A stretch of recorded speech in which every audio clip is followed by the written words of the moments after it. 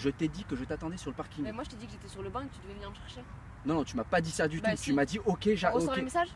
Non, je t'ai parlé au téléphone, je t'ai pas parlé en message. Non mais là, les messages, faut que t'arrêtes là. On y va, allez. Mais clairement non, en fait je réponds, c'est moi aussi je t'attends dans le froid depuis tout à l'heure, toi t'es à côté de la voiture, t'es bon, t'es bien. On y va. Bah non, Comment ça, non? bah non. Bonjour à tous, je m'appelle Albin, bienvenue sur Adomania et sur la première vidéo du kit pour bien vivre avec son ado. Peut-être qu'aujourd'hui vous rencontrez certaines difficultés pour communiquer avec votre enfant, pour le motiver, pour le faire sortir de sa chambre. Peut-être que votre adolescent se pose des questions, a du mal à trouver sa voie, personnelle ou professionnelle.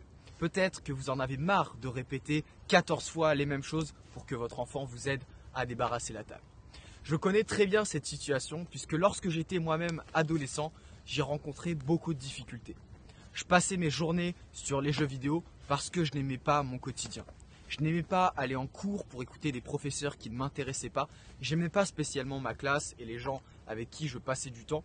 Et donc à la maison, forcément, les choses se dégradaient et ma motivation était en chute libre.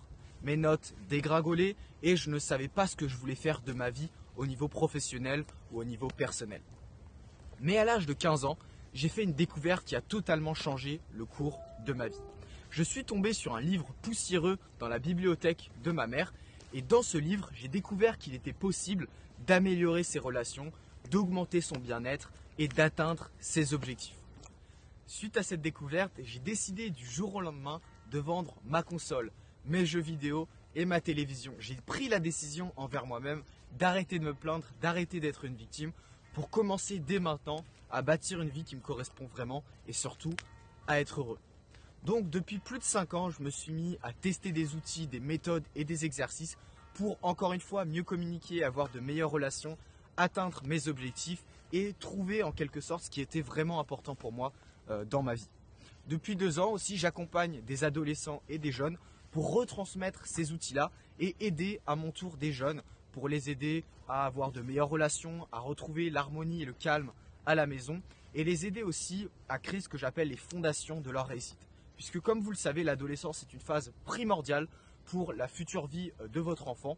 Et donc pour moi, c'est important de pouvoir contribuer à ça et de pouvoir retransmettre ces outils-là qui ont totalement changé ma vie.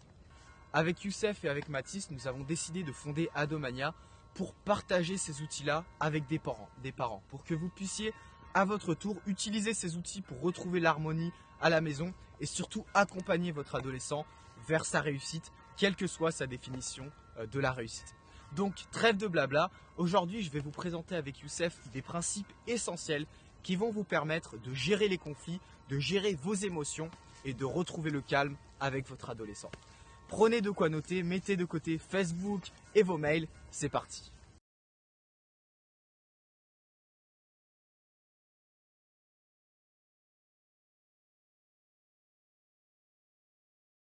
Voilà, je suis maintenant avec Youssef pour vous détailler un petit peu le programme du jour. Donc aujourd'hui avec Youssef, on va parler de la gestion des conflits, comment avoir une relation harmonieuse avec son adolescent et bien sûr mieux comprendre ses émotions pour éviter au préalable les conflits avant qu'ils arrivent si possible. Salut Youssef, merci d'être ici avec nous. Est-ce que tu peux te présenter pour les personnes qui ne te connaissent pas encore et qui découvrent Adomania? Bonjour Albin, bonjour à tous, je suis Youssef, coach professionnel certifié, spécialisé dans le coaching pour parents et adolescents. Je suis passionné d'éducation et de développement personnel depuis plus de 5 ans maintenant et je me suis donné pour mission de venir en aide aux ados qui vivent une période de leur vie que certains jugent parfois compliquée, mais aussi à leurs parents qui peuvent avoir des moments de doute et bien des difficultés à gérer certaines situations. On a tous été ados et beaucoup d'entre nous avons vécu des moments difficiles. Aujourd'hui, quand on y repense, il peut nous arriver de dire que ces moments nous ont été bénéfiques, qu'ils nous ont fait grandir. Mais pour certains, ça reste des épisodes marquants et peut-être même douloureux. Aujourd'hui, avec Albin, on va vous présenter plusieurs clés qui sont la base d'une bonne communication et qui vous permettront d'améliorer votre relation avec votre ado et pourquoi pas même de l'aider lorsque lui en ressent le besoin. Donc en fait, les 4 points que je vais vous présenter, ça va être le rapport, je vais développer ça, l'écoute active, le feedback et la CNV, la communication non violente. Donc le premier point là que je souhaite aborder avec vous, c'est ce que j'appelle le rapport. Donc vous entendez le rapport de confiance. C'est la fondation de toute bonne relation et de toute communication efficace. Sans ça, il va vous être très très difficile de créer un lien de confiance qui amènera votre ado à se confier et vous éviter de créer des conflits. Pour créer et maintenir ce rapport, pas besoin d'être un expert en psychologie, hein. Il suffit juste de faire preuve d'un minimum d'empathie, c'est-à-dire de comprendre les sentiments de votre ado sans les juger, surtout pas. Si votre ado ressent dans votre attitude ou dans votre ton de voix le moindre élément qui peut lui dire que vous êtes en train de le juger ou de minimiser son problème, il risque de se fermer et le rapport ne se mettra pas en place et l'échec de la discussion est quasiment garanti. Il peut commencer à s'énerver, à se sentir choqué et un conflit peut éclater. Donc le rapport, très très très important, très fondamental. Le deuxième point que l'on va voir ensemble, c'est l'écoute active. Alors l'écoute active se décline en 4 points. C'est une clé super puissante. Si vous l'appliquez, vous verrez que ça augmentera et renforcera le rapport. Et de ce fait, la confiance qu'aura votre ado envers vous. Donc on va voir ensemble les 4 points dans lesquels se décline l'écoute active. Tout d'abord, le silence. Alors le silence, je m'explique, c'est pas vous vous taisez, un silence creux qui plombe l'ambiance, hein. Le silence, en fait, va donner à votre ado un temps de réflexion qui lui permettra de s'exprimer et d'organiser sa pensée, en plus de se donner un peu de temps d'assimilation pour soi. Ensuite, si vous voulez lui répondre, comptez 3 secondes. Ensuite, il y a les accusés de réception. Ça indique à votre ado que vous vous intéressez vraiment à ce qu'il dit, par des signaux gestuels ou sonores ou même encore des mimiques. Exemple, des hochements de tête, un regard attentif, un sourire, des onomatopées. Exemple, ok, d'accord. Toujours suivi d'un silence. Le silence est très très important. Le point suivant, c'est les relances. Ça invite votre ado à dire ce qu'il veut et non ce que vous voulez entendre, en l'incitant à développer et à poursuivre. Donc, exemple de relance, vous pouvez lui dire c'est-à-dire, mais encore, est-ce que tu peux m'en dire plus? Ok, et alors? Et ensuite? Donc ça, ce sont des exemples de relance.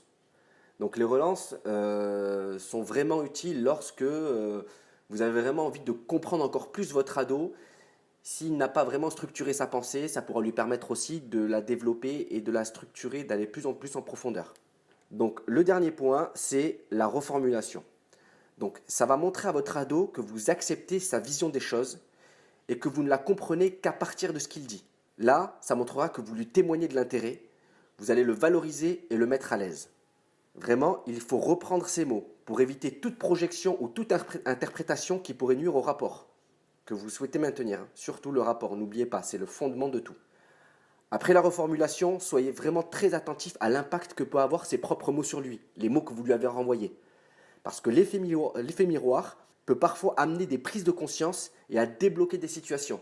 Il est venu pour vous demander des conseils, il est venu pour vous écouter. Et à un moment donné où vous reformulez exactement ces mots, c'est comme si en fait il se reprenait ce qu'il vient de dire au figage. Donc ça peut avoir l'effet d'une claque et avoir un moment d'une prise de conscience, quelque chose qui se dit non mais c'est bien sûr, c'était ça. En fait, il s'est donné ses propres réponses et c'est vers ça qu'en fait que vous devez tendre. Évitez le minimum de conseils parce que vous n'êtes pas votre ado, vous ne vivez pas ce qu'il vit. Mais par contre, si vous l'aidez à trouver ses propres solutions, là vous serez au top.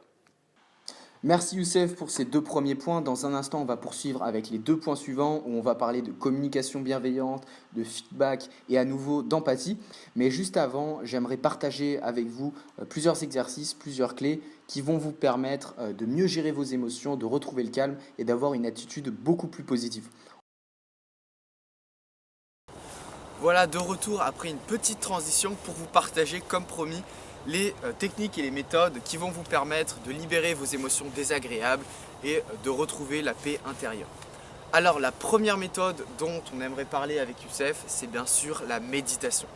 Alors la méditation, ça n'a rien d'ésotérique ou de bizarre, c'est simplement prendre 5-10 minutes tous les jours, que ce soit le matin, le soir ou l'après-midi, et juste vous reconnecter avec vous-même.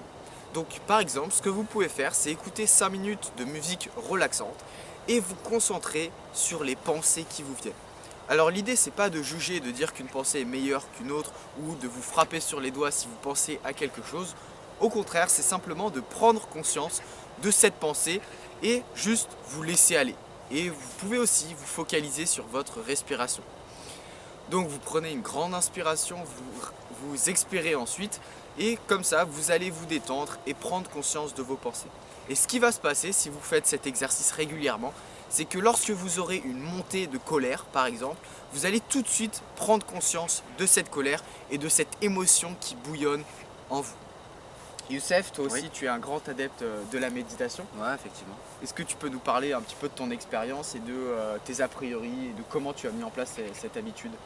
Bah écoute, déjà, je savais de par ce que j'entendais à Oui. droite à gauche que la méditation était bonne pour la santé. Oui. Mais bon, je savais pas comment. Et ensuite, j'ai vu une petite vidéo d'un moine, je pense tibétain ou hindou, qui expliquait en fait que très simplement que la motivation, c'était comme la douche que vous prenez tous les jours pour vous laver. La motivation servait à vous laver votre mental des mauvaises pensées, tout simplement, qui vous perturbaient. Puis moi, comment je l'ai pratiqué, je pensais que direct la méditation, c'était s'asseoir sur un coussin avec de l'encens, avec une petite musique un peu tibétaine. Non, pas du tout. La méditation, en fait, très simplement, c'est donc se focaliser sur sa respiration. Et on peut commencer par 2 ou 3 minutes tous les jours, histoire de s'habituer. C'est comme on allait à la salle de sport. On va commencer à soulever des poids très légers, et ensuite pour finir par des poids plus lourds. La méditation, c'est pareil. On se parle 2-3 minutes, au bout d'une semaine, on rajoute quelques minutes, et après, ça devient un automatisme, une habitude. Et ça devient de plus en plus agréable et de plus en plus facile surtout. Et il y a des dizaines et des dizaines de bienfaits. Vous pouvez regarder des preuves scientifiques, c'est-à-dire on ne tire pas ça de notre chapeau. Non. Il y a vraiment des dizaines d'études scientifiques qui parlent des bienfaits sur la santé, sur l'énergie, au niveau de la longévité, au niveau des relations. Vous avez tout à gagner, à tester. Soyez un bon sceptique, c'est-à-dire testez les choses et voyez si vous avez des résultats. Ensuite, la deuxième activité que je vais préconiser, c'est tout simplement de marcher et de faire une activité physique ou sportive. Alors vous pouvez marcher comme ici par exemple dans la nature pour remplir vos poumons d'une air naturelle et juste pour être connecté avec la nature, vous allez voir que ça va vous permettre déjà de vous sentir beaucoup mieux. Il y a aussi un autre exercice qu'on propose souvent en coaching ou en accompagnement, ça s'appelle la visualisation. C'est-à-dire qu'au quotidien, on a tendance à se focaliser sur ce qui ne va pas. On a tendance à râler sur les transports, à râler sur ses collègues, à dire qu'on ne gagne pas assez bien, qu'on n'a pas assez de temps, que tout va mal, au lieu de se focaliser au contraire sur les choses qui sont déjà géniales et les choses que vous possédez. Donc vous pouvez imaginer dans votre esprit ce que vous désirez et vos objectifs, vos buts au quotidien. Toi aussi tu pratiques beaucoup la visualisation, on en a déjà parlé. Est-ce que tu peux partager peut-être un exemple, un contexte dans lequel on peut utiliser la visualisation? Bah écoute, moi je fais ça juste après la méditation. D'accord. Voilà, parce que pour moi c'est pas la même chose. Au contraire, j'essaye que mes pensées défilent lors de la méditation. Par contre, à la visualisation, je crée les pensées vers lesquelles je veux tendre. C'est-à-dire au niveau professionnel ou au niveau familial, au niveau relationnel. Je m'imagine des choses positives que j'aimerais atteindre et je m'immerge à l'intérieur, tout simplement. Ça permettra à mon cerveau de détecter dans mon environnement les choses qui me permettront d'y accéder. Voilà, tout simplement. D'accord. Donc la visualisation, un très bon exercice. Ensuite, vous pouvez aussi aller en contact de gens positifs, que ce soit des amis, des collègues, des mentors. Plus vous allez fréquenter des personnes positives au quotidien, plus vous allez vous immerger et vous imprégner de cette énergie positive pour, en revenant du travail ou en revenant à la maison avec votre ado, que ce soit bénéfique pour toute la famille. Vous pouvez aussi, par exemple, lire des livres. Alors quand je parle de lecture de non-fiction, c'est-à-dire des livres que ce soit développement personnel, spiritualité, nutrition, peu importe, vraiment c'est en fonction de vos objectifs. Vous allez voir qu'il existe des livres pour absolument tous les domaines, tous les objectifs. Et au quotidien, lorsque vous allez lire, vous allez vous connecter à des auteurs qui ont atteint les objectifs que vous désirez et qui vont vous transmettre précisément les clés pour que vous atteigniez aussi ces objectifs. Donc c'est aussi ce qu'on essaye de faire à travers ces vidéos. Par rapport à votre adolescent, par rapport à votre famille, vous transmettre un maximum de clés pour que les choses puissent aller mieux et que vous puissiez développer votre bien-être et votre confiance en vous. Donc voilà, ça c'est des exercices qui sont très puissants. Vous pouvez aussi aller dans des endroits qui vous inspirent, assister à des conférences, à des séminaires, voyager. Aussi le voyage c'est un outil qui est très puissant. Donc voilà, plein de petits exercices comme ça qui vont vous permettre de libérer toute cette pression que vous vous mettez et de remplir votre tête de choses positives. Donc voilà pour moi. Maintenant on va passer à ta troisième partie, Youssef, qui est sur les feedbacks. Sur le feedback. Alors qu'est-ce qu'un feedback? Un feedback c'est, comment je pourrais dire ça de manière plus simple, c'est un retour, on dira un retour sur une expérience, mais un retour sans critiquer. Plutôt positif et qui aide la personne, qui amène la personne plutôt vers un axe d'amélioration. Exemple, votre ado vous ramène une note moyenne, 10, 10,5 d'un interro, et au lieu de dire tu n'as pas assez bossé, tu n'as pas assez révisé, tu t'y prends au dernier moment, ce qui peut l'amener à, à se fermer, à prendre ça comme une critique, se sentir attaqué, alors que peut-être que lui de son côté, et vous ne l'avez pas vu, a bossé énormément, a révisé énormément, et vous faites en plus de ça des suppositions. Il se dit écoute, moi je bosse énormément, j'ai qu'un 10, je me prends des remarques alors que je pensais être soutenu, bon allez, je lève le pied, je m'en fous, je fais plus rien. Et il peut même vous attaquer en retour, et c'est Exactement. ça qui peut démarrer le conflit. Tout à fait. Alors comment faire un feedback qui peut amener votre adolescent vers l'amélioration? Donc la première chose, en fait, on dit un feedback sandwich. Pourquoi sandwich? Parce que la première chose que vous allez dire à votre ado, s'il ramène, je prends l'exemple de l'interro, c'est voilà, écoute, tu as eu un 10, ok. Dire quelque chose de positif sur l'ensemble général. Sur l'ensemble. C'est-à-dire, écoute, déjà, ce qui est bien, c'est que tu as eu la moyenne. Quelque chose de positif. Ce qui est bien, c'est que tu as eu la moyenne. Ou bien ce qui est bien, c'est que cette fois-ci, tu as terminé ton devoir à temps, tu n'as pas laissé un exercice non fini, où tu n'as pas fait de faute d'orthographe, quelque chose vraiment de positif sur le côté général de l'expérience. C'est ça. Et même, même si ça vous paraît catastrophique, par exemple si votre ado il ramène un 4, au lieu tout de suite de paniquer, de lui mettre la pression et de créer de la résistance, vous pouvez même utiliser l'humour. Par exemple, c'est génial, tu as eu un 4, tu as su écrire ton prénom correctement. Et même si c'est de l'humour et qu'il a complètement raté son devoir, vous allez voir que déjà ça va apaiser les tensions et que ça va vous permettre par la suite de rebondir sur la suite du feedback. Et les adolescents sont très réceptifs à l'humour. Vous n'avez pas besoin d'être un comique, d'être un clown pour que ça fonctionne. Essayez tout simplement et vous allez voir que ça donne de bons résultats. Donc après le compliment ou la chose positive que vous dites sur l'ensemble général, vous allez lui montrer qu'il y a des axes d'amélioration. Encore une fois, ce n'est pas une critique. C'est écoute, voilà, tu as eu un 10, tu as eu au moins la moyenne, tu vois dans cet exercice ce que tu aurais pu faire de mieux, toujours aller vers le mieux, vers l'amélioration. Ce que tu aurais pu faire de mieux, c'est telle chose, telle chose, telle chose. Ce que tu aurais pu faire de mieux, c'est relire une deuxième fois ou une troisième fois pour chercher encore plus de fautes d'orthographe. Ça, c'est l'axe d'amélioration. Donc, il ne va pas le prendre pour une critique. Il va se dire « Ah oui, c'est vrai, j'aurais pu relire une deuxième fois. C'est vrai, j'aurais pu être plus concentré sur cet exercice. » Et pour lui, il va tendre vers ce que vous lui dites. Et le troisième, c'est un troisième compliment, donc sandwich. Donc, premier compliment, axe d'amélioration, et on finit par un compliment. C'est un encouragement tout simplement. Ouais. Écoute, je suis fier de toi, même si tu as eu qu'un 8, c'est encore mieux que la dernière fois et je sais que tu peux y arriver. Vu que tu t'es encore amélioré du dernier devoir à l'autre, je suis sûr, je compte sur toi que tu pourras t'améliorer encore plus au prochain devoir. Donc on récapitule le feedback. Donc un compliment sur la généralité de la situation ou du devoir. Ensuite, l'axe d'amélioration et enfin, un encouragement, tout simplement. C'est ça, le motiver, l'encourager et ne pas être seulement dans la critique et le jugement. Voilà. Tout à fait. Maintenant, on va passer à la communication non violente et bienveillante. Donc, on va vous donner plusieurs outils pour gérer les conflits à la maison et pour limite les éviter si c'est possible avant.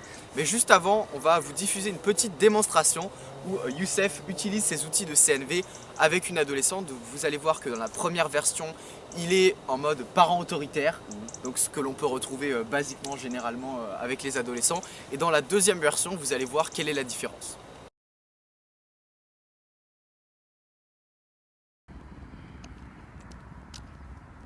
Charlotte ? Quoi ? Ça fait 5 minutes que je t'attends sur le parking, là. Je suis venu te chercher et... Mais pourquoi tu m'as pas appelé ? Je t'ai dit que je t'attendais sur le parking. Mais moi je t'ai dit que j'étais sur le banc et que tu devais venir me chercher. Non, tu m'as pas dit ça du tout. Si. Tu m'as dit ok, On reçoit le message ? Non, je t'ai parlé au téléphone, je t'ai pas parlé en message. Non mais là, les messages, faut que t'arrêtes là. On y va, allez. Mais clairement non, en fait je réponds, c'est moi aussi je t'attends dans le froid depuis tout à l'heure, toi t'es à côté de la voiture, t'es bon, t'es bien. On y va. Bah non. Comment ça non ? Bah non. Écoute, tu sais quoi ? Reste ici, tu te débrouilles. D'accord.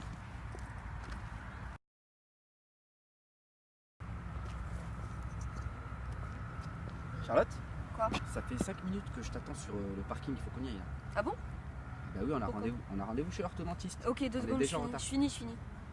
Charlotte, vraiment de suite parce qu'on est vraiment en retard et on a l'emploi du temps à respecter. Non mais ça va, pour 2 minutes, tu vas pas faire chier. écoute, je comprends bien que c'est important pour toi de parler avec tes amis, de garder le lien et tout ça. Sauf qu'en fait, quand tu respectes pas mon emploi du temps, j'ai l'impression de ne pas respecter moi-même. Alors est-ce que s'il te plaît, tu peux envoyer ton message dans la voiture et qu'on y aille, parce qu'on va être en retard. Et si on est en retard, ça va jouer sur mon emploi du temps et j'ai des choses vraiment importantes à faire. Est-ce qu'on peut y aller s'il te plaît? Ok. Vas-y, viens. Alors dans un premier temps, en fait, j'ai joué le parent autoritaire avec Charlotte. C'est-à-dire que on s'est mal compris au début. Je lui avais dit de m'attendre sur le parking, elle m'attend sur le banc, en train de discuter avec ses amis, en train d'envoyer des messages. Moi, en fait, vu que je n'ai pas, j'ai senti que je n'étais pas respecté au niveau du temps et des priorités, je suis venu direct avec une attitude agressive pour venir imposer mon point de vue à Charlotte et lui dire qu'on y allait de suite sans respecter son besoin, elle, de créer du lien avec ses amis. Ça, c'est dans un premier temps, donc ce qui est parti au clash et au conflit, donc je l'ai laissé sur place. Dans un deuxième temps, en fait, je suis arrivé avec une attitude plus cool, dans le sens où je voulais que elle et moi, en fait, on s'entende, même si je l'ai attendu, même si je me suis dit que peut-être il y avait une raison valable.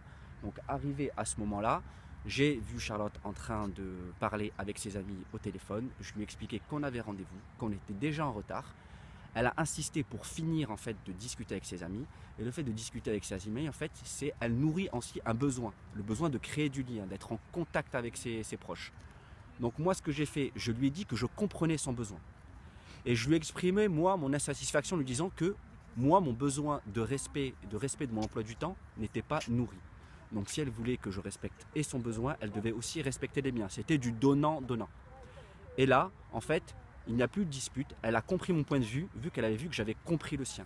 Et c'est à partir de ce moment-là qu'on a pu y aller tranquillement. Voilà pour la petite démonstration. Maintenant, Youssef va nous parler de la CNV et comment il a mis en place ses outils dans cette démonstration et comment vous pouvez à votre tour les utiliser avec votre ado, dans la famille, au travail ou avec vos amis pour justement désamorcer les conflits et avoir des relations beaucoup plus saines. Alors la CNV, qu'est-ce que c'est? Qu'est-ce que c'est que cet acronyme? CNV, c'est la communication non violente qui a été créée, mise au point par Marshall Rosenberg. Donc vous pouvez avoir ces vidéos ou bien ces livres pour en savoir plus. Alors la CNV, il y a 4 principes de base donc, que je vais vous décrire là maintenant, que vous pouvez appliquer lorsque vous sentez qu'un conflit va éclater avec votre ado. Le premier point, c'est l'observation. Donc l'observation dans quel sens? Chez vous, lorsque vous rentrez, un exemple précis, lorsque vous rentrez dans la chambre de votre ado et que vous voyez que ses affaires sont par terre, que son lit n'est pas fait, généralement on a tendance à porter un jugement sur la personne, donc sur votre ado, genre il est bordélique, il ne range pas, il est pas organisé, il pense qu'à lui, il ne sait pas que moi j'aime que la maison est en ordre et quand je vois... Voilà, vous faites un jugement sur votre ado. Ce que vous allez faire en termes d'observation, c'est une observation factuelle, comme si vous étiez un appareil photo, une caméra. C'est-à-dire que vous allez regarder ce qu'il y a dans la chambre. Vous n'allez pas parler de l'attitude de votre ado, vous allez parler de ce qu'il y a dans la chambre. Ok, il a laissé ses affaires traîner par terre, son lit n'est pas rangé, et c'est la 3e fois de la semaine que ça se produit. On est factuel, on ne parle pas sur l'ado. Dès que, déjà, le fait de faire ça, ça met une distance en termes de jugement. Il n'y a plus de jugement, il n'y a que de l'observation. Il faut bien faire la différence. Le deuxième point, c'est les sentiments, ce que vous ressentez, les émotions que ça vous procure. Donc lorsque vous voyez le désordre qu'il y a dans la chambre, prendre conscience de ces sentiments. Déjà, le fait de prendre conscience de ces sentiments va nous permettre de travailler dessus et de les minimiser. Donc quand je parle de sentiments ou émotions, c'est des émotions négatives. La frustration, la colère, l'énervement, la peur, tout ce qui est du même registre, qui nous frustre et qui nous ralentit, qui perturbe nos relations. Donc à ce moment-là, quelle émotion je ressens? Donc c'est peut-être de la colère, de la frustration, etc. etc. Et en fait, ce sentiment va venir chercher en fait le besoin caché, le besoin non nourri. Pourquoi ce sentiment est là? Qu'est-ce que ce sentiment c'est un signal d'alarme en fait pour vous dire qu'un besoin chez vous n'est pas satisfait. Donc peut-être que le fait que la colère ou la frustration, le sentiment qui n'est pas nourri, c'est le respect.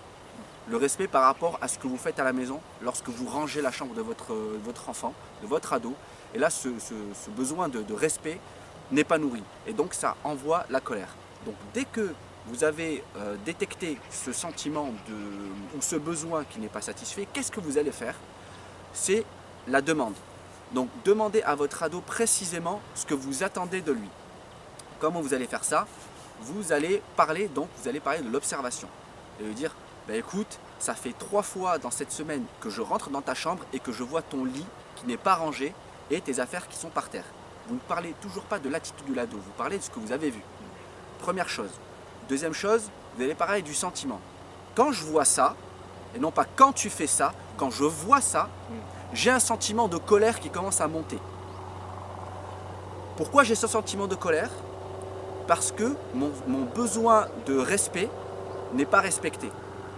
Quand tu laisses ta chambre en bordel comme ça, mon besoin de respect, je sens que tu ne le respectes pas. Vous lui dire, est-ce que je me trompe? Il va vous dire, ah non, non, pas du tout, mais au moins vous exprimez votre besoin. Et ensuite, on termine par la demande précise, factuelle dans le temps.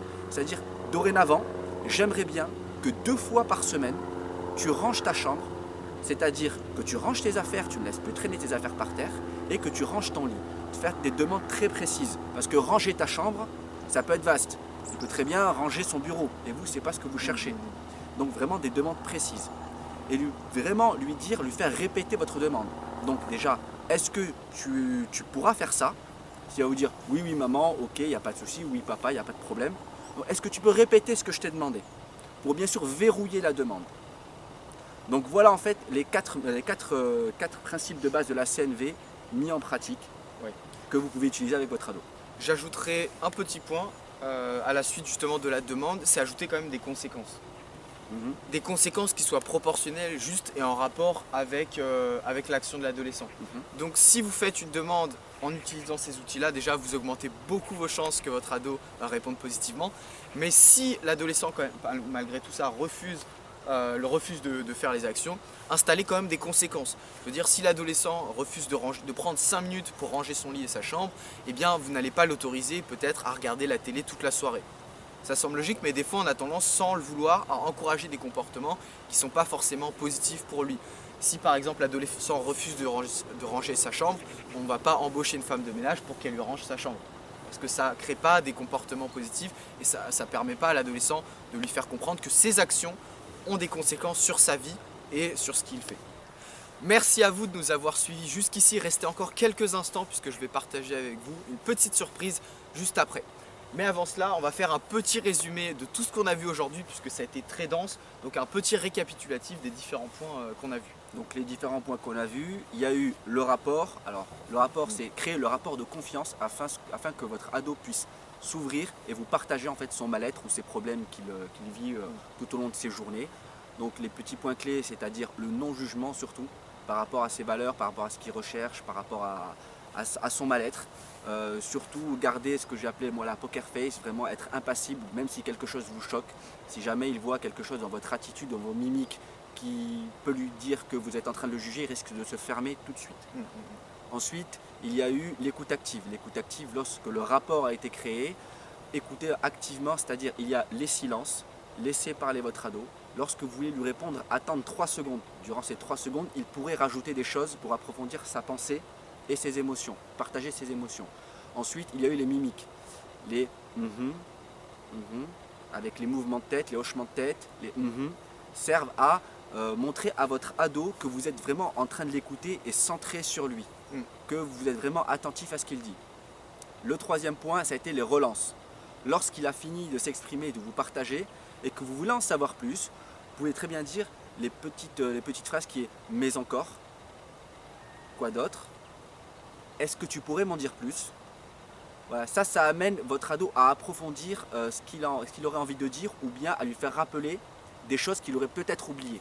Ce sont des petits déclencheurs qui vont réactiver un petit peu plus sa mémoire et l'aider à chercher. Ensuite, on a vu le feedback, donc le feedback sandwich. Le feedback sandwich, c'est lors d'une situation ou d'un événement ou d'un comportement qu'a fait votre ado.